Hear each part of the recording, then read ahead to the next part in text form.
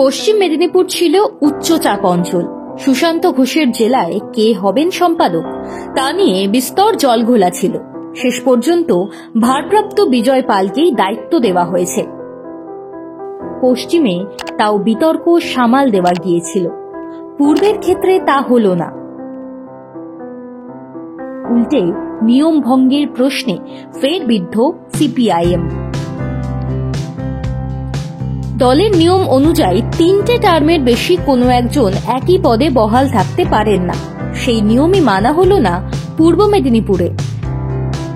যদিও এবারের রাজ্য সম্মেলনে এমন ব্যতিক্রম এর আগেও দেখা গিয়েছে।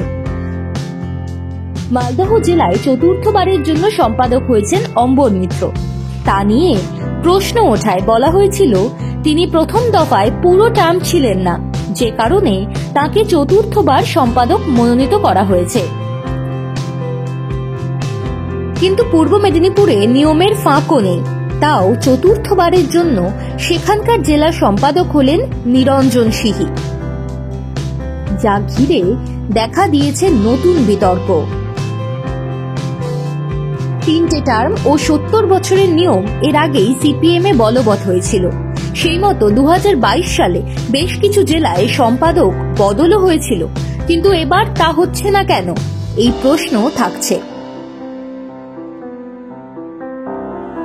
মালদহে যা হয়েছিল পূর্ব মেদিনীপুরেও তেমনটাই হয়েছে, এমনই বলা হচ্ছে। অর্থাৎ পূর্ব মেদিনীপুরেও জেলা সম্পাদক পদের জন্য কয়েকটি গোষ্ঠী তাদের প্রার্থী ঠিক করে ফেলেছিল। সেই বিতর্ক মেটাতেই ব্যতিক্রমী পথে হাঁটতে বাধ্য হয়েছে দল। তাই চতুর্থবারের জন্য সম্পাদক করা হয়েছে নিরঞ্জন সিহিকে। পাঁশকুড়ায় জেলা সম্মেলনে হাজির ছিলেন সুজন চক্রবর্তী। তিনি অবশ্য মিডিয়ার কাছে যুক্তি দিয়েছেন, দলীয় নিয়ম অনুযায়ী কাউকে জেলা সম্পাদকের পদে 3 বারের বেশি রাখা যাবে না। আবার দলের নথিতে এই কথাও বলা হয়েছে,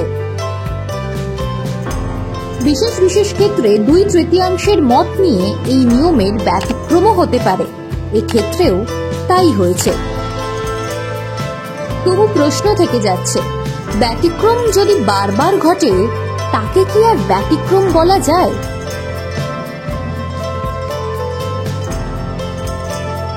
জেলা সম্পাদক নির্বাচনের ক্ষেত্রে অম্বরের পর নিরঞ্জনের ঘটনাও কি সেভাবে দেখতে হবে?